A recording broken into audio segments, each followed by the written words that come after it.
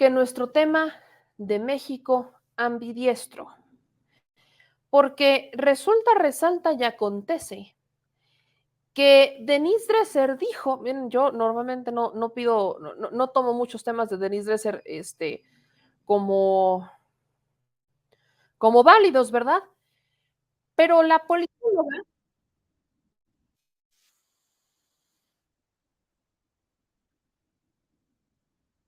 en la sociedad va a, a mejorar o que va a haber una reconciliación es si desaparecen las mañaneras.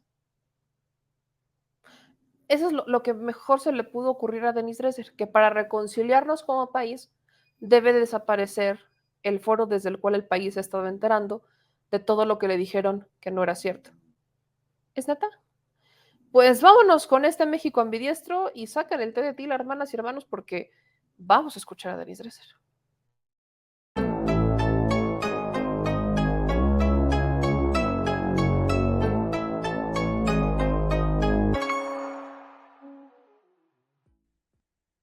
Mi Sol, queridísimo Edwin, ¿cómo estás?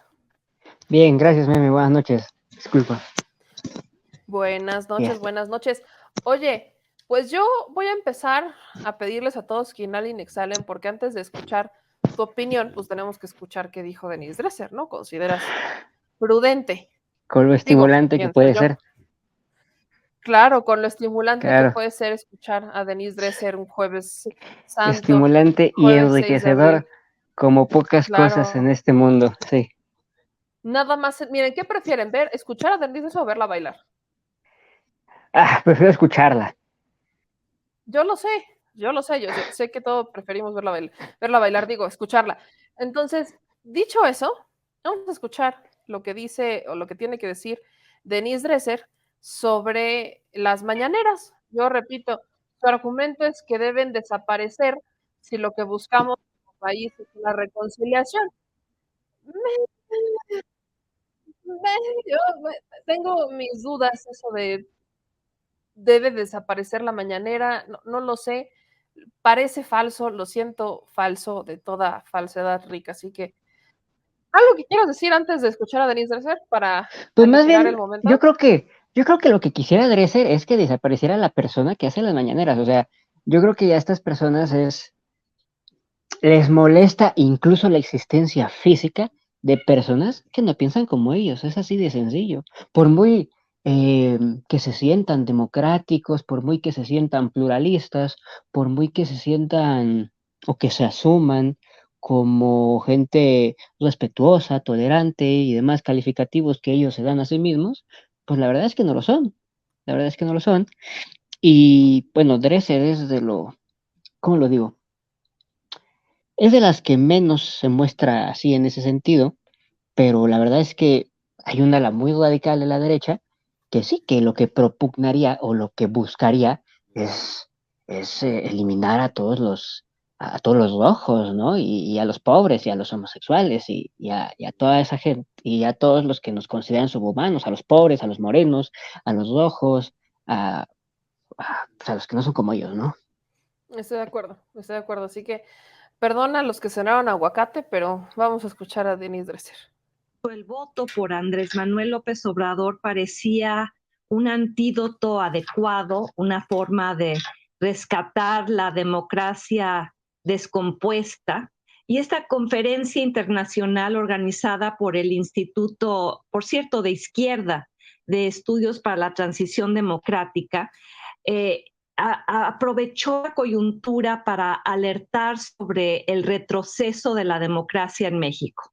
Invitaron a especialistas como John Keane, Adam Przeworski. Adam Przeworski es quizá uno de los teóricos de la democracia más reconocidos a nivel internacional y se declaró pesimista sobre el futuro de México, diciendo que aunque la Suprema Corte declarara la inconstitucionalidad del Plan B, le parecía que el daño ya estaba hecho, porque en su definición la democracia es una forma en la cual se procesan de manera pacífica los conflictos políticos, conflictos que nunca desaparecen porque en una democracia hay una pluralidad de opiniones y opiniones muy encontradas. Pero las elecciones procesan el conflicto político para que no termine en violencia.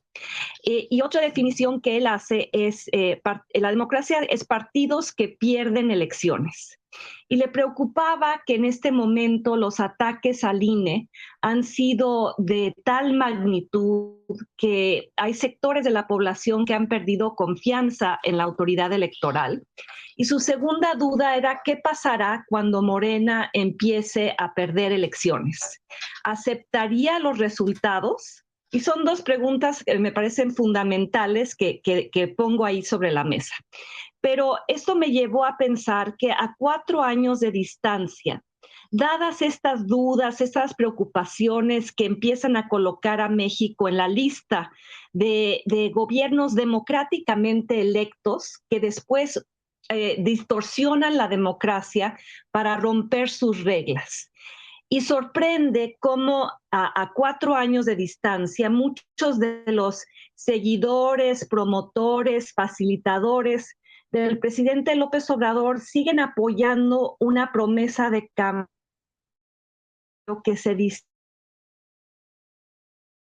mucho de las aspiraciones democráticas, muchas veces incompletas. No habíamos arribado a un estadio de consolidación, pero el López Obradorismo se ha vuelto, conforme las ponencias que fueron desarrollándose a lo largo del día, quedaba claro, se ha vuelto una plétora de ideas francamente xenofóbicas, a veces visiblemente patrioteras o abiertamente autoritarias.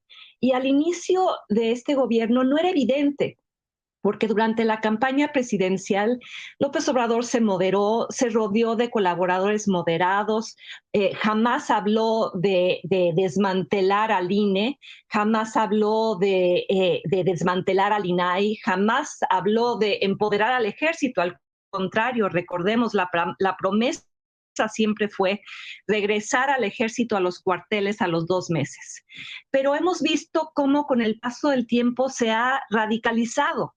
Hemos presenciado los ataques a los medios, los ataques al INE, al INAI, o simplemente colonizar a las instituciones o no nombrar a los funcionarios que deberían ocuparlas para que funcionaran, o la promoción, por ejemplo, de la supuesta nacionalización de Iberdrola, que en realidad no lo es, la defensa de Ignacio Valle y tantos más vinculados con temas de corrupción dentro de su propio gobierno, el endiosamiento de las Fuerzas Armadas. Estos son algunos botones de muestra. Y parecería que la cuarta transformación, denominada así por sus seguidores, es cada vez más antiinstitucional, anticonstitucional, antifeminista, antiglobalista, antiderechos, y basta con escuchar el último segmento del programa, Carmen, sobre cómo este país se ha vuelto uno de los sitios más peligrosos para ser defensor de derechos humanos o defensor del medio ambiente. Y parecería que el objetivo del gobierno no es que el gobierno funcione mejor. La meta es que el gobierno sea más partidista, que la justicia sea más politizada, que la Suprema Corte sea más dócil, que los órganos autónomos sean más gubernamentales y que los ciudadanos sean más dependientes del presidente. Y para justificar que con frecuencia se rompe la ley, se salta la Constitución, se toman decisiones contraproducentes o caras o injustificadas, como es el caso de ahora la compra de las plantas de Iberdrola, para justificar todo eso se crean a diario en la plataforma mañanera enemigos existenciales. Tú lo has sido, yo lo he sido, el PRIAN, aunque ahora lo vemos reencarnado en Primor, los conservadores, las empresas privadas, las energías renovables, las mujeres, la prensa sicaria, los defensores de derechos humanos.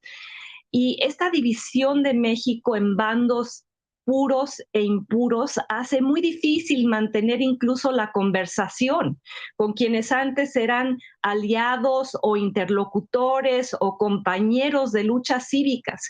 En cualquier momento, un analista, un escritor, un periodista, un activista es transformado en artífice de una conspiración contra el cambio y contra el pueblo.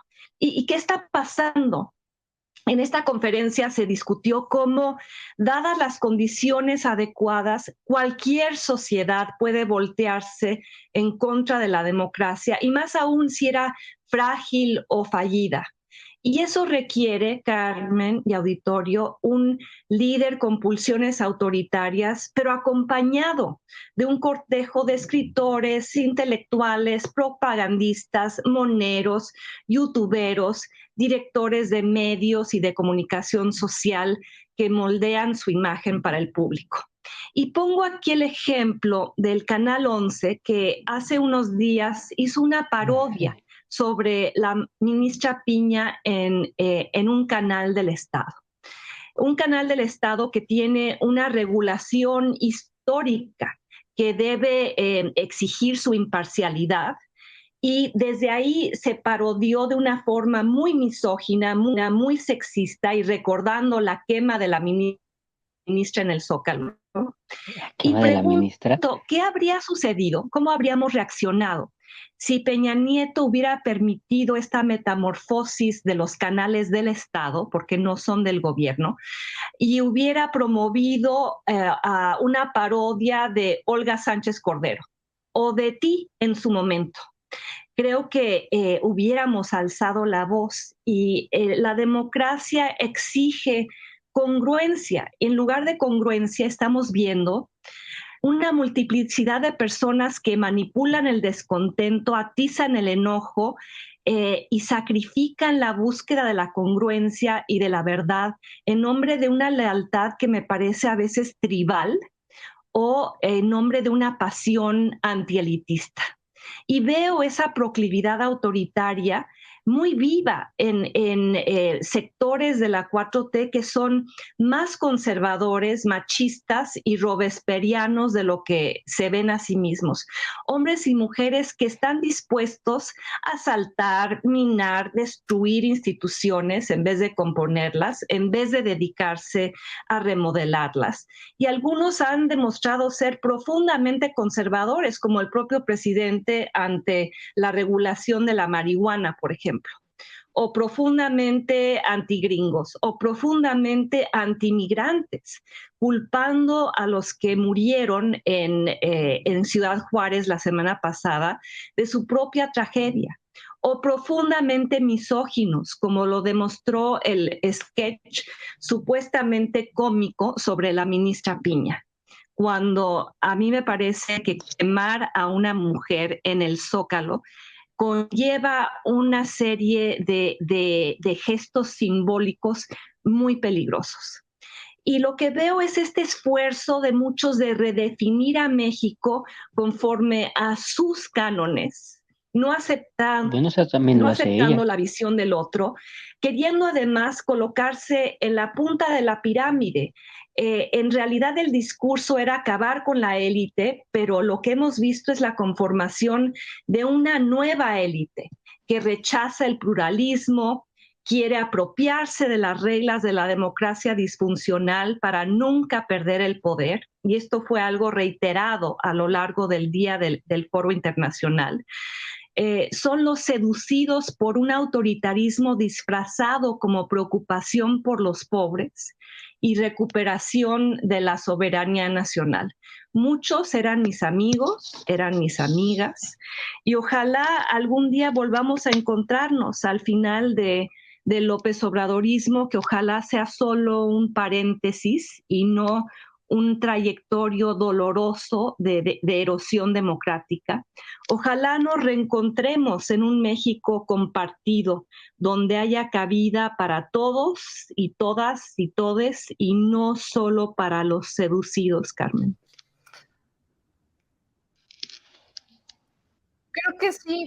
Creo que sí prefería verla bailar. Sí, me Sí. arrepiento de haber, lo hubieras puesto cuando bailó en TikTok, creo. Sí, Hubiera creo que sido más mejor hubiera ido a su interesante. TikTok. Pero, o Em, sea, empieza tú. no, primero tú plantéame lo que ibas a decir. No, primero tú, por favor. Es que Bueno, a yo ver, necesito poner la en orden señora, mis ideas. te voy a decir algo muy honesto sobre la señora Dresser. Es, ningún politólogo, ni siquiera los de la derecha, se la toman en serio. Y uno puede observar por qué no se la toman en serio. O sea, pretende jugar en el centro, ¿no? Como siempre lo digo, estando entre, o sea, el peor de los mundos posibles, no lo digo yo, lo decía Maquiavelo, era estar entre dos bandos claramente enfrentados entre sí y tú no te decantes ni por uno ni por otro, porque te toca de los dos. Y esta señora a veces cae en eso, ¿no? Por la mayoría de las veces, porque del PRI no le hablan para dar conferencias, ¿ah? O el PAN, por ejemplo, antes le pagaban 100,000 pesos, 150,000 pesos para dictar conferencias, ahora me parece que ni para eso la llaman. Eh, una vez dicho esto, bueno, la señora cae en varios simplismos, en varias mentiras, y en achacarle a los demás, en este caso al movimiento Regeneración Nacional, cosa que en realidad todos los partidos hacen. Es decir, todos los partidos, todos los agentes políticos, todas, incluso todas las personas necesitan un no yo para autoafirmarse y para diferenciarse. En este sentido, claro que tanto el movimiento como el mismo presidente, claro que necesita de alguien más para decir, este representa eso y nosotros representamos ciertas cosas. Eso siempre se va a ver, es un proceso dialéctico, vamos a llamarlo de alguna manera. Bueno, así se llama, ¿no?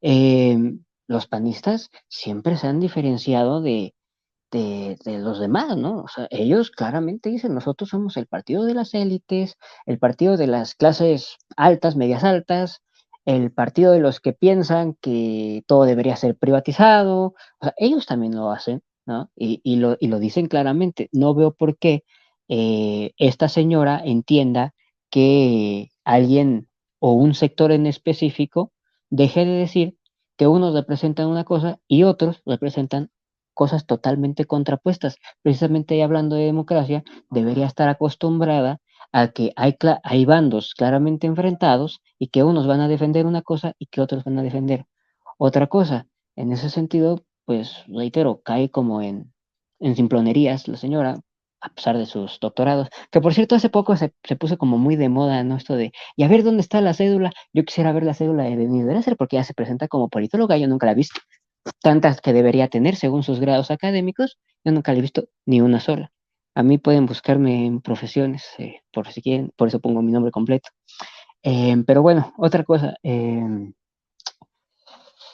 Habla de qué va a pasar cuando Morena pierda elecciones. Señora, Morena ya ha perdido elecciones.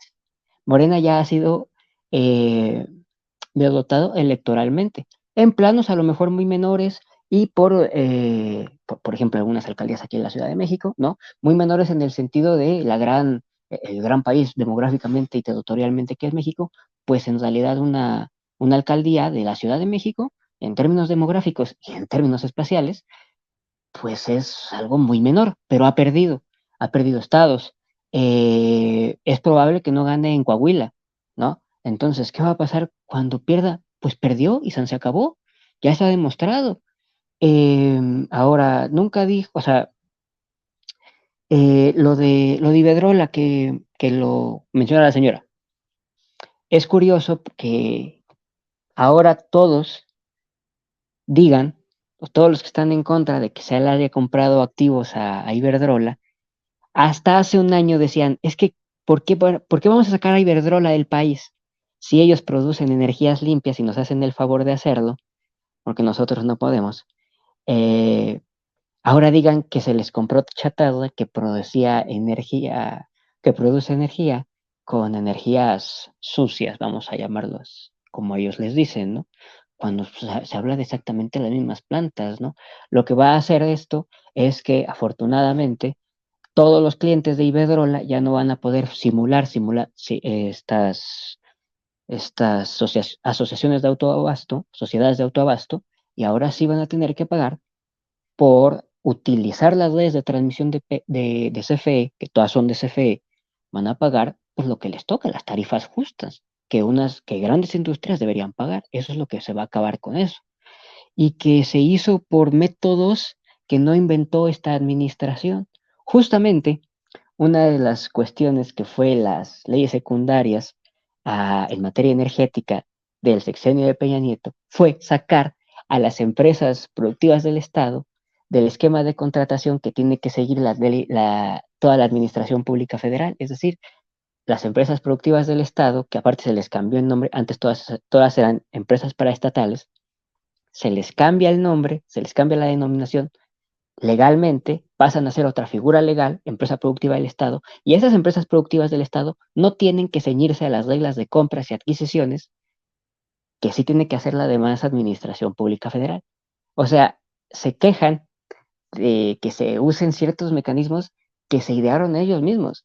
Es como, por ejemplo, con los consejeros del INE, que nadie está desmantelando el INE sigue existiendo y sigue teniendo las mismas facultades y atribuciones. Y va a tener muchísimos recursos, porque aparte se viene el año electoral, e incluso va a tener otras atribuciones y facultades, como las consultas populares y los ejercicios de revocación de mandato en caso de que se junten las firmas necesarias. Es decir, el INE va a hacer todavía más de lo que hacía. Igual, se quejaron del mecanismo de elección de la nueva consejera presidenta cuando ellos se lo idearon y aparte estuvieron de acuerdo durante la votación. Entonces, reitero, eh, otro ejemplo, lo de quemar a la ministra, no se quemó a la ministra, se quemó una efigie de cartón, como se quemarán muchas y se han quemado muchas y se seguirán quemando muchas, de lo que la gente entiende que encarna el liderazgo del poder judicial, que, como lo mencioné antes, es un poder que la gente, el pueblo mexicano, tiene mala experiencia con él, que es el que entiende como el más lejano, en el que menos poder de decisión tiene, y uno de los más corrompidos, lo vemos, y yo siempre lo he dicho, o sea, el derecho, la justicia se ha convertido, como todo, en una mercancía que el que tiene para comprársela se la compra y el que no, se jode, ¿no? Y bueno, no sé cómo la ministra se quemó una efigie. Eh, Habló lo de esta periodista Aristegui. Bueno, a ella no la parodiaron durante el sexenio de Peña Nieto. A ella la despidieron, ¿sí? A ella la censuraron, como a tantos otros periodistas. Ahora hablo de otra cuestión, que este es el país que se ha convertido desafortunadamente, en eso lleva algo de verdad, nada más que lo atribuye a cosas o sea, ella dice, ella cae en una falacia de como pasa durante este gobierno, lo ocasiona este gobierno. ¿A qué voy? A que sí, se ha convertido en uno de los países más peligrosos para ser defensor de los derechos humanos y del medio ambiente, pero no por decisión del gobierno, no son agentes del Estado los que están matando a estas personas. A lo mejor habría mucho que hacer a la hora de impartir justicia eh, derivado de estas desafortunadas muertes. Pero lo que lo están haciendo son mayoritariamente grupos del narcotráfico. ¿Y por qué? Porque reitero, el Estado se repliega tanto en sus funciones que incluso abandona la seguridad nacional y la seguridad pública. ¿Y qué es lo que pasa? Que estos defensores de los derechos humanos y del medio ambiente se ponen enfrente de grandes proyectos, tanto de energía como de minería. ¿Y qué es lo que pasa? Que estos empresarios, que son muy corruptos, porque hay veces o sea, hay veces que pensamos que la corrupción solo es algo que se da en el ámbito gubernamental, cuando por supuesto que no es así. Las empresas privadas son igual o más corruptas que el mismo gobierno. ¿Por qué? Pues porque son los que tienen dinero para comprarse un gobierno, por ejemplo. Bueno, entonces, estas empresas privadas lo que hacen es contratar sicarios de narcotráfico como guardias blancas para defender sus proyectos mineros y energéticos. Y son estos sicarios que participan como guardias blancas de estas empresas los que matan a esos defensores. ¿Y por qué pasa eso? En buena manera por el repliegue que tuvo el Estado, a grados de no hay ni caminos, no hay ni alumbrado, no hay ni seguridad. Eh, a ese nivel llegó el abandono del Estado y pues claro, es un empresario que va a hacer, pues contratar a quien pueda contratar. Y pues sobre todo ellos tienen una mentalidad de, ¿qué hago con estos revoltosos? Pues sencillo, como siempre se ha hecho. creas grupos paramilitares, a veces ni siquiera los creas, ya existen en este grupo, en este sentido, los narcotraficantes, y tan sencillo como que los mandas matar.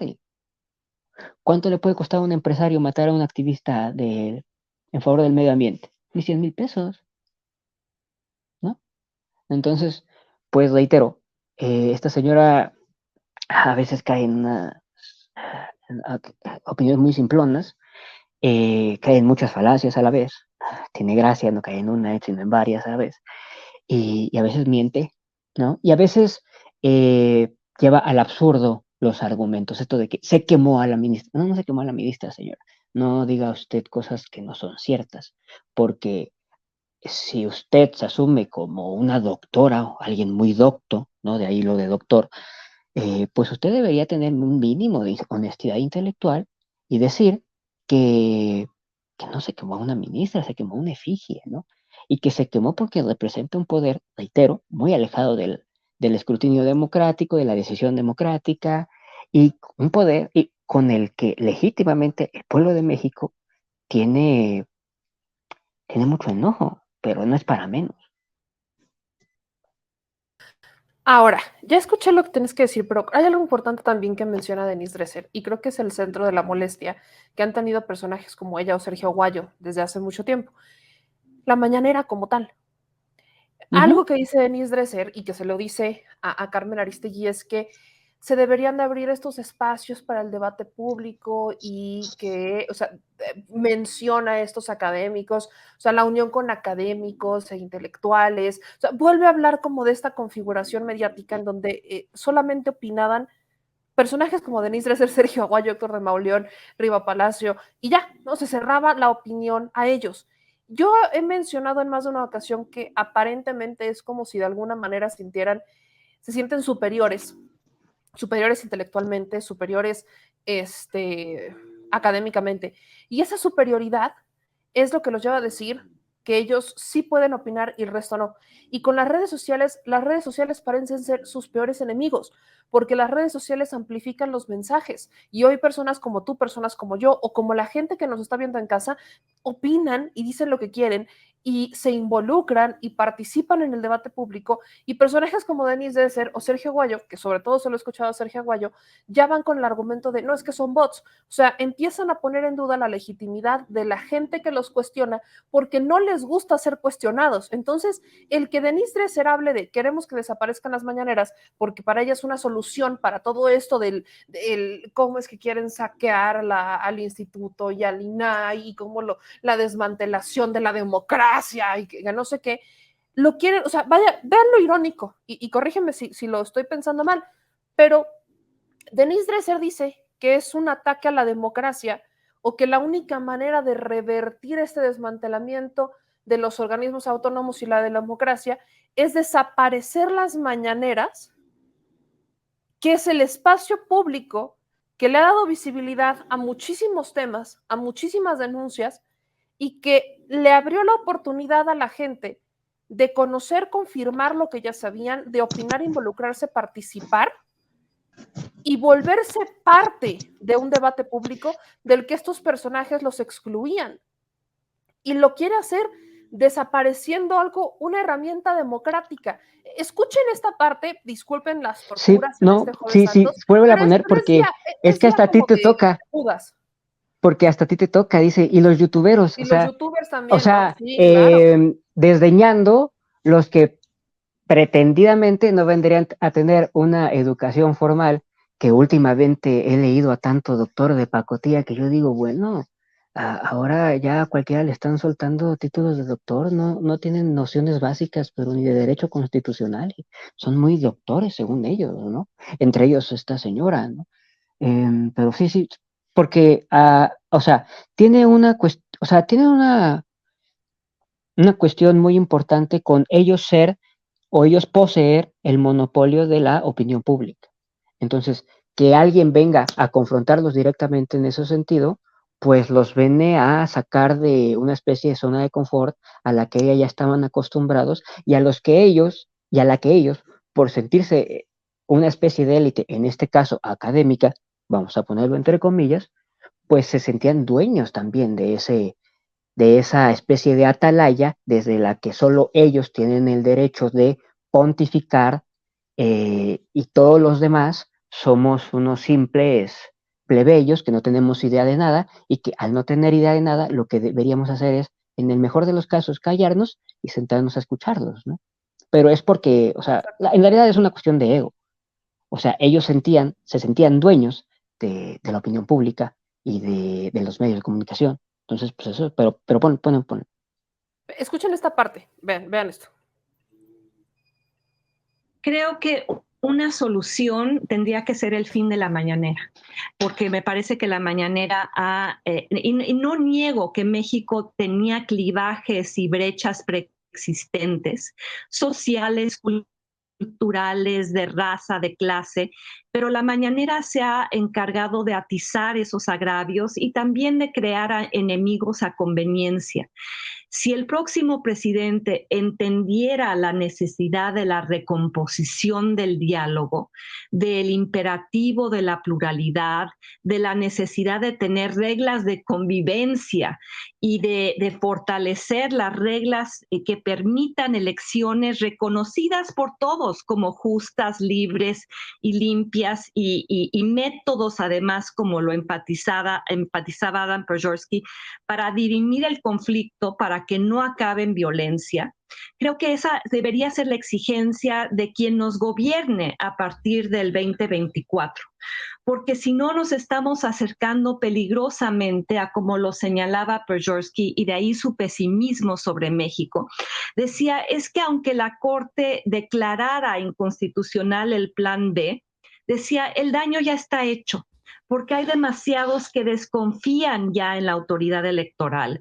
Hay demasiados que creen que hay una conspiración en contra de la 4T, cuando lo que hay, creo que es una sensación compartida de que el cambio es necesario, que el statu quo es inviable, que el diagnóstico del presidente en muchos sentidos es el correcto, pero que los medios para alcanzar fines compartidos, como son la equidad, supongo, el Estado de Derecho, un país mucho más incluyente, un país mucho más próspero, no se logran con los medios planteados por esta administración, Carmen. Pues ahí es. O sea, está mal que la gente sepa lo que pasa. O sea, eso es lo que yo entendí de lo que dijo Denise Dresser. Porque dice, el diagnóstico del presidente en muchos casos es el correcto, pero la forma de ejecutar está mal, porque ahora hay una desconfianza en el instituto. Esa desconfianza ya existía. Y no esa es desconfianza en el instituto, o sea, se la creó a sí mismo el instituto, solito, por favor. y desde hace por años, favor. O sea, no es hace una semana, estábamos hablando de cómo le dieron carpetazo a lo que aquí hablé de las investigaciones sobre lo de Odebrecht y la operación Zafiro, y cómo el sujeto que firmaba está muerto. O sea, la desconfianza del INE es culpa del INE. Nadie necesitó desacreditar al INE, el INE se desacredita por sí solo. Eso es algo que lo ha hecho, y lo ha hecho bastante bien. Y lleva perdón, pero desde 2013 que ganó Peña Nieto, superando por aproximadamente 10 veces el tope de campaña sin que el INE hiciera nada, pues ya qué mayor descrédito que ese. Luego, bueno, en 2017 lo que fue el Estado de México contra Delfina Gómez, que fue también una operación de elección de Estado fortísima. Entonces, a ver, la desconfianza que tiene buena parte del pueblo hacia el INE, porque esta gente no habla si te fijas, no habla de pueblo, ¿no? Habla de algo que eufemísticamente llaman sociedad civil, derivado de una lectura equivocada de John Locke. Pero bueno, no hablan del pueblo porque les da como de pelusa el pueblo, a pesar de que muchos han vivido toda su vida del pueblo. Pero pues eso lo ha hecho el INE.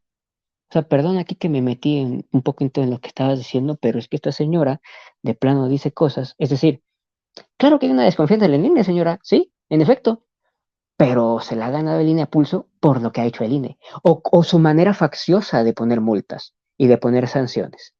Un panista cualquiera puede desearle la muerte a cualquiera y no le va a pasar nada a ese panista. Un priista, quien sea, puede hacer o burlarse del físico de cualquier persona y no le va a pasar nada absolutamente a ese priista. Pero si alguien de Morena hace algo medianamente, pues a lo mejor, pues no en los mejores términos, lo pueden quitar hasta una candidatura. Quitaron una candidatura ganadora por 18,000 pesos, reportados fuera de tiempo, ni siquiera no reportados. Entonces, el INE, mediante su uso faccioso, mediante su inacción, mediante dejar averiguaciones a medias, mediante el derroche despilfarrador del, del presupuesto que se les da, comprando, por ejemplo, 9 Harley Davidsons de más de 400, de 300, 400,000 pesos como equipo de reparto, pues ¿qué confianza quieres que te tenga la gente? O sea, ¿qué esperabas? Pero aparte lo de la confianza, que estoy totalmente de acuerdo con ello, ahí está este tema, que ya se me olvidó que iba a decir. Demonios. Pero el tema de que Denise Dresser quiera desaparecer, el tema del democrático, ya me acordé. Disculpen ustedes, se me fue el avión un momento, pero ya aterrizó de nuevo en la base. El tema de que Denise Dresser quiera desaparecer o proponga desaparecer las mañaneras, vuelve a mi punto.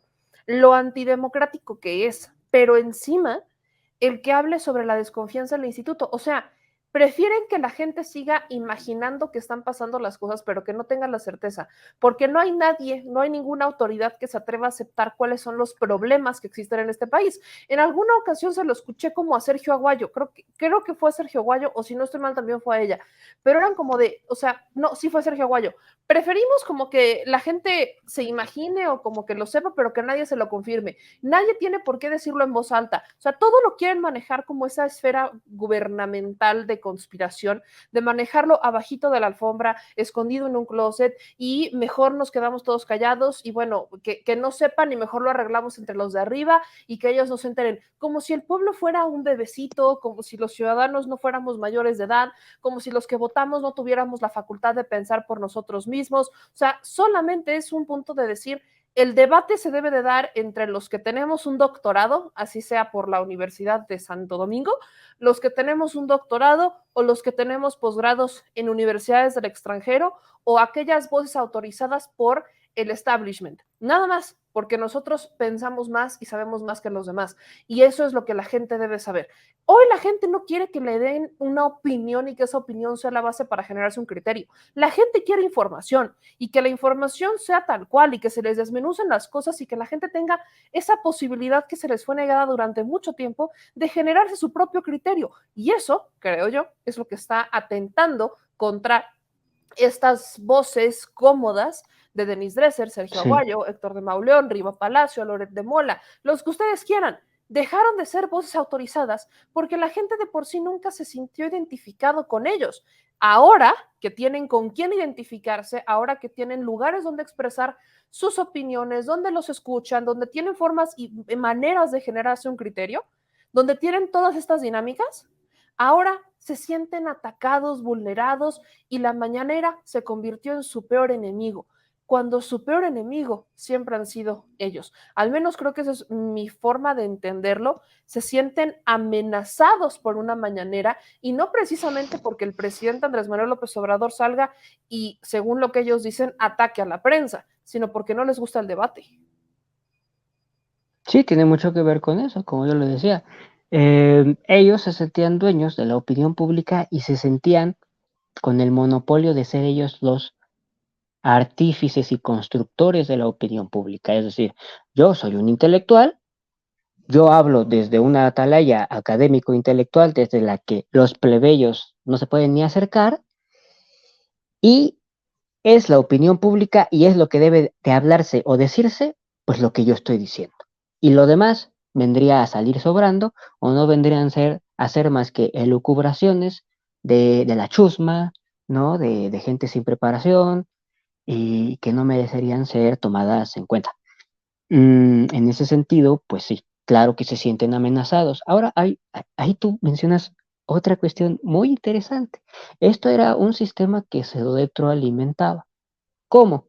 Con contratos de publicidad con el gobierno, ¿no? Por ejemplo, mencionas a Héctor de Mauleón, ni quien se pueda tomar en serio, o Enrique Krause, ¿no? Que fundaban revistas, estas revistas hacían propaganda del gobierno. O sea, La propaganda gubernamental es algo complejo.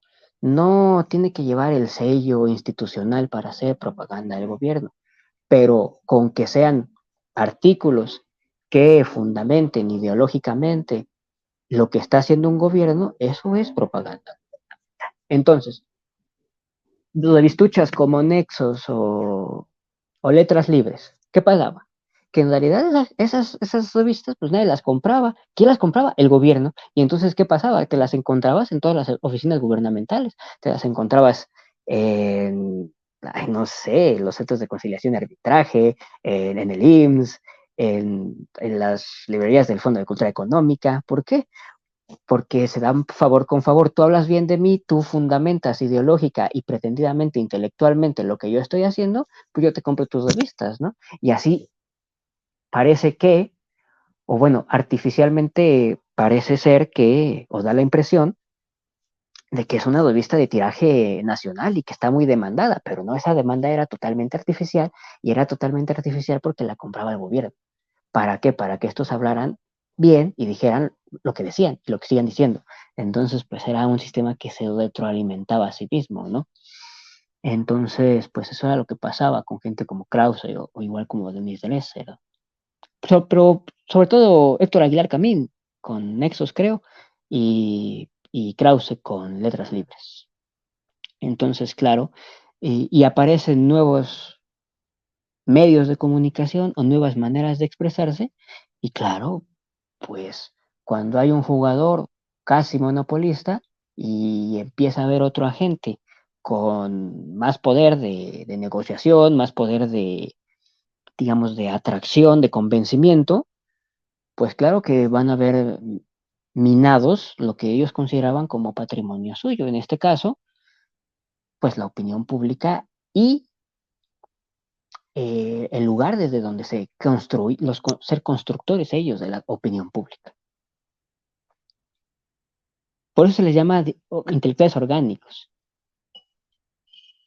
Meme, creo que algo le pasó a tu... Ahí está. Al final, la opinión pública ya no la construyen ellos. La opinión pública Exacto, la se construye ya la sociedad. construye desde abajo. Eso es Ujú. lo que no han entendido. La opinión pública se construye desde abajo.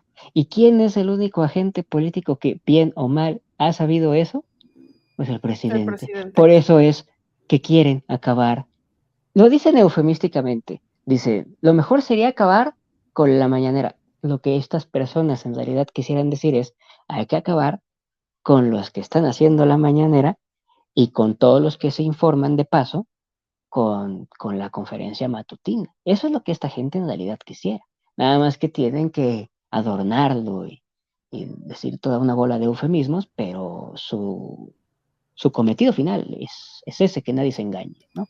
Y es totalmente antidemocrático, porque ellos en realidad no son democráticos, ellos, o sea, ellos quieren una democracia procedimental, como le llaman ellos, ¿no? En el que haya ciertos mecanismos bien establecidos, de los, por los cuales vele una burocracia técnica y académicamente bien formada, pero que la plebe decida pues entre poquito y nada, ¿no? A lo mejor de qué color se pinta una maceta, dónde ponen alumbrado público, quizás, si no ni eso, a veces que ni eso, pero ya, ¿no? Las decisiones de verdad las tomemos entre poquitos y sobre todo que las tomemos los que supuestamente somos los expertos en los temas sobre los que hay que decidir, ¿no? Porque que la chusma se acerque a un tema muy técnico, muy académico, pues es un peligro, no vayan a hacer que el país implote o algo así, según la configuración mental de estas personas.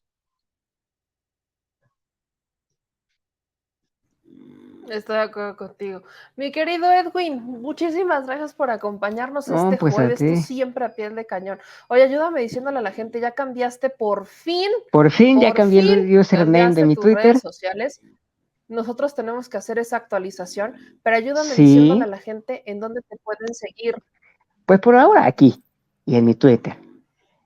Creo que es Edwin-MAWN-1789 y ya. Y pues por ahora es todo. Y muchas gracias por el espacio. Muchas gracias por permitirme compartir lo que pienso y cómo lo pienso con la audiencia. Gracias a la audiencia, al productor, Y pues a todos, quería decir como último comentario, hay que estar como atentos a todo lo que está pasando, eh, porque, bueno, Israel, para variar, bombardeó el Líbano, entonces vamos a ver qué pasa en ese sentido. Y Pues vamos a nada estar más. pendientes, mi querido Edwin, Sí, y siempre un gusto exactamente. platicar contigo y verte. Nos No, vemos pues la un próxima gusto que semana. me invites, claro que sí, aquí estaré. Pues bueno, esto fue México Ambidiestro y nos vemos la próxima semana.